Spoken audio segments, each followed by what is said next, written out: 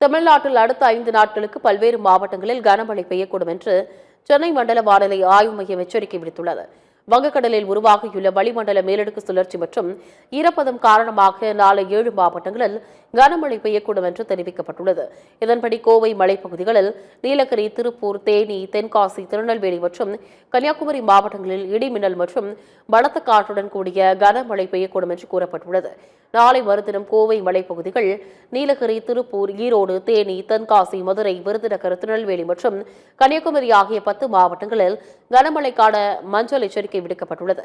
மே 8 மற்றும் 9 ஆகிய 2 நாட்கள் நீலகிரி, கோவை, ஈரோடு, திருப்பூர், திண்டுக்கல், தேனி, மதுரை, விருதுநகர், தென்காசி, கன்னியாகுமரி, திருநெல்வேலி, தூத்துக்குடி, ராமநாதபுரம், சிவகங்கை, தஞ்சாவூர், திருவாரூர், நாகப்பட்டினம், மயிலாடுதுறை மற்றும் புதுக்கோட்டை ஆகிய 19 மாவட்டங்களில் கனமழை பெய்யக்கூடும் என்றும் 10ஆம் தேதி நீலகிரி, கோவை, ஈரோடு, திருப்பூர், திண்டுக்கல், தேனி, மதுரை, விருதுநகர், தென்காசி, கன்னியாகுமரி, திருநெல்வேலி, தூத்துக்குடி, ராமநாதபுரம் மற்றும் சிவகங்கை ஆகிய 14 மாவட்டங்களில் கனமழை பெய்யும் எனவும் தெரிவிக்கப்பட்டுள்ளது.